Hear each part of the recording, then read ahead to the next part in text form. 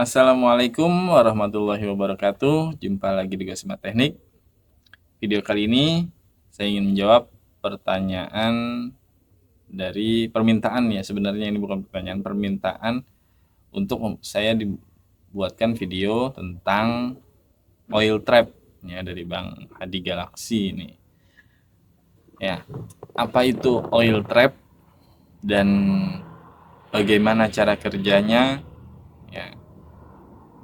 Jadi oil trap ini banyak ya digunakan tidak hanya di mesin pendingin saja ya, melainkan di saluran untuk pembuangan limbah juga digunakan, terus juga untuk penyulingan air ya, terus ya banyaklah mesin-mesin yang lain yang membutuhkan oil trap ini. Dari segi bahasanya, jika diartikan menjadi bahasa Indonesia, oil trap adalah jebakan oli ya, yang dimana fungsinya itu untuk menahan si oli atau minyak atau grease ya, atau gemuk, lemak ya, dari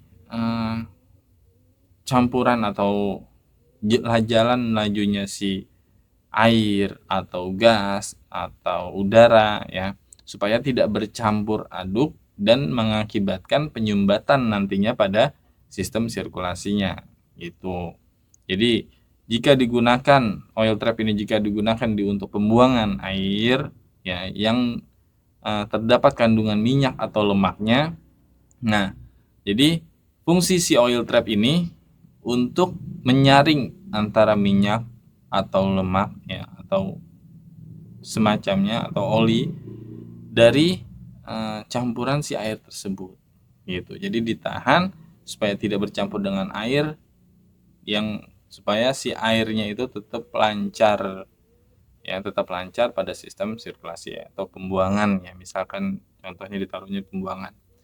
Saya pernah lihat itu pemasangan oil trap itu di salah satu rumah makan besar ya, rumah makan besar itu kayak restoran besar, itu dia pasang itu karena untuk menghindari lemak hasil dari cucian piringnya ya, kotoran atau lemak-lemak dari situ hasil minyak. Nah, supaya si pembuangannya itu lancar, dia dipasang di dapurnya gitu. Setelah pencucian disimpan di situ, jadi rutin dia melakukan pembersihan itu 1 minggu sekali. Nah, oil trap ini juga diterapkan di AC, di mesin pendingin ya, atau mesin-mesin yang lain yang membutuhkan fungsi dari kerjanya si oil trap ini ya. Nah, kalau di AC split oil trap yang diterapkan itu berbentuk pipa ya, yang dilengkungkan ya, boleh melengkung ke atas seperti ini ya. Nah, untuk supaya dia tidak naik ke indoor ya, si oli itu supaya tidak terlalu banyak yang naik ke indoor yang nantinya akan terjebak di indoor ya. Contoh, susah untuk kembali lagi ke outdoor. Nah, makanya dia buat oil trap di situ supaya si oli itu tidak terlalu banyak yang masuk ke indoor. Memang si oli udah pasti ngikut dalam sistem sirkulasi ya, tapi jumlahnya tidak yang bagus itu tidak banyak. Makanya di video sebelumnya saya sudah jelaskan ya, posisi penempatan si indoor yang lebih bagusnya itu indoornya yang lebih tinggi dibanding outdoor ya. Supaya apa? Supaya tidak terjadi hal itu gitu. Supaya si olinya tidak terjebak di indoor, di evaporator gitu ya.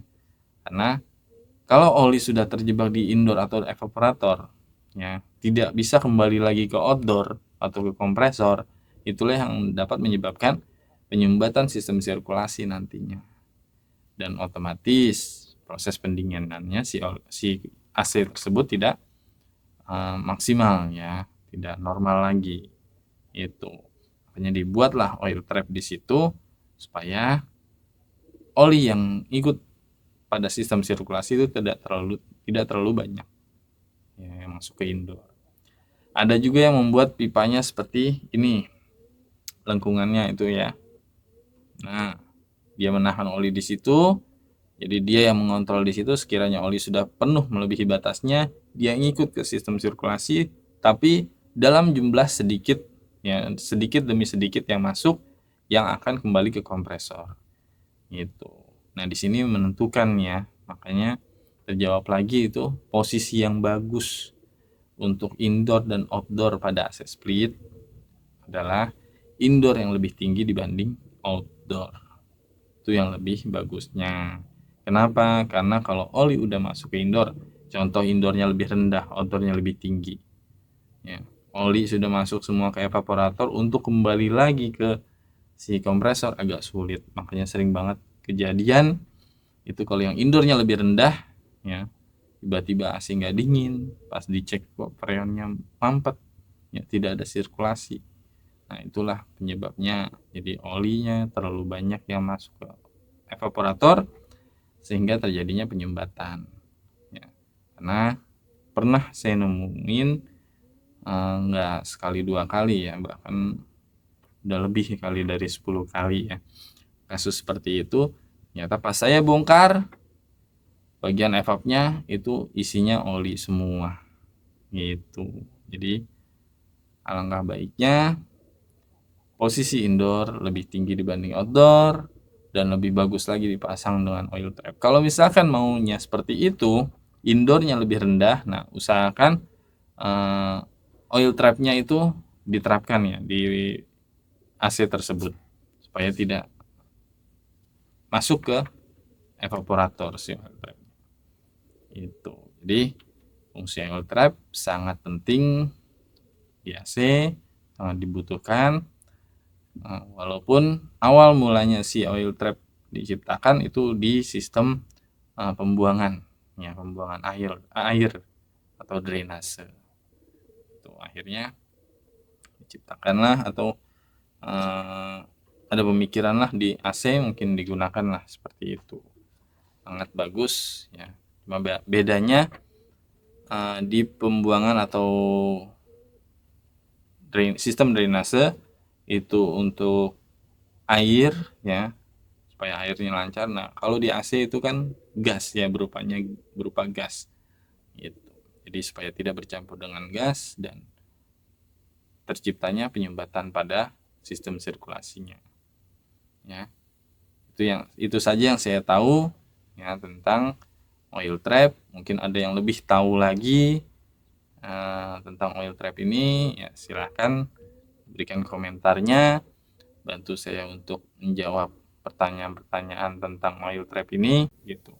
Jadi kalau yang paham di oil trap itu sangat bagus diterapkan pada AC. Kalau AC sekarang paling oil trapnya adanya di outdoor, itu dibuat pipa, lengkungan pipanya itu yang sedikit agak parah supaya apa? Supaya si oli dari kompresor yang akan masuk ke indoor itu tidak terlalu banyak gitu kapasitasnya. Oke, mudah-mudahan paham dan menjadi inspirasi untuk kedepannya untuk servis AC-nya jauh lebih bagus lagi. Ya. Terus beri dukungan untuk channel ini agar saya dapat berkembang dan memberikan video-video yang bermanfaat untuk kita semua. Saya Ari dari Gosima Teknik. Salam oprek-oprek. Assalamualaikum warahmatullahi wabarakatuh.